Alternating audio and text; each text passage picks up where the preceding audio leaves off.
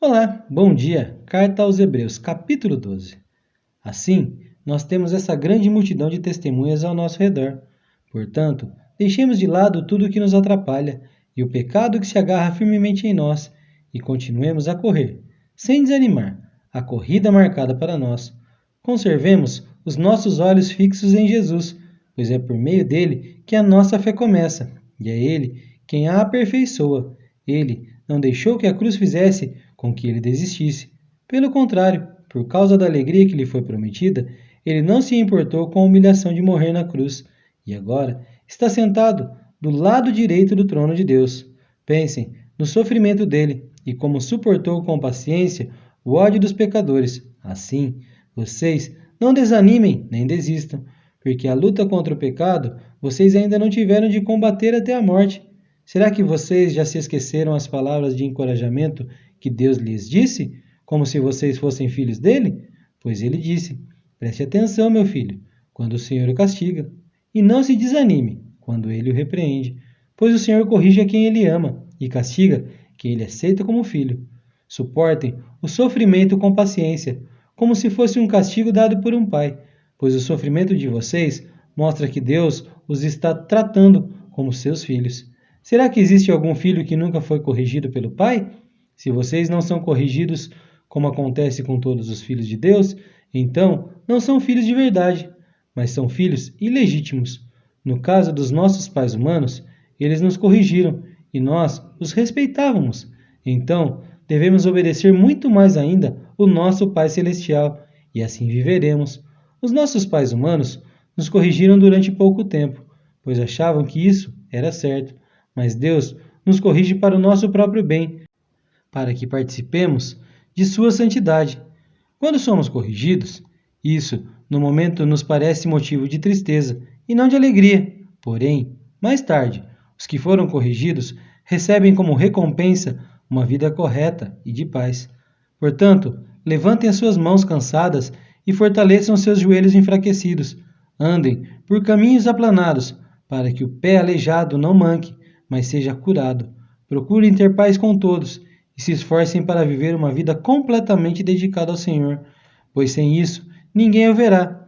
Tome cuidado para que ninguém abandone a graça de Deus. Cuidado para que ninguém se torne como uma planta amarga que cresce e prejudica muita gente com o seu veneno. E tome cuidado também para que ninguém se torne imoral ou perca o respeito pelas coisas sagradas, como Esaú, que por causa de um prato de comida vendeu seus direitos de filho mais velho.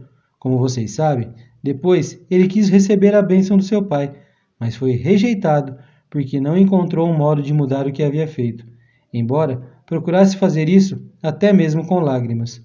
Vocês não foram como o povo de Israel. Vocês não chegaram perto de alguma coisa que se pudesse tocar, como o Monte Sinai com o seu fogo destruidor, a escuridão, as trevas, a tempestade, o barulho de trombeta e o som de uma voz. Quando os israelitas ouviram a voz, pediram que ela não dissesse mais nada, pois eles não podiam suportar a ordem que dizia: até o animal, se tocar o monte, deverá ser morto a pedradas. Os que estavam vendo eram tão terrível que Moisés disse: estou tremendo de medo. Pelo contrário, vocês chegaram ao Monte Sião, a cidade do Deus vivo, a Jerusalém celestial, com os seus milhares de anjos. Vocês chegaram à reunião alegre dos filhos mais velhos de Deus, isso é, daqueles que têm o nome deles escritos no céu. Vocês chegaram até Deus, que é o juiz de todos, e chegaram também aos espíritos dos que são corretos e que foram aperfeiçoados. Vocês chegaram até Jesus, que fez a nova aliança e que borrifou o sangue, que ela fala de coisas muito melhores do que o sangue de Abel. Portanto, tenham cuidado e não se recusem a ouvir aquele que fala. Aqueles que recusam ouvir a pessoa que entregou a mensagem divina na terra não puderam escapar. Por isso, muito menos escaparemos nós se rejeitarmos aquele que lá do céu nos fala. Naquele tempo, a voz de Deus fez com que a terra estremecesse, mas agora ele prometeu isso. Mais uma vez, farei com que a trema não somente a terra, mas também o céu.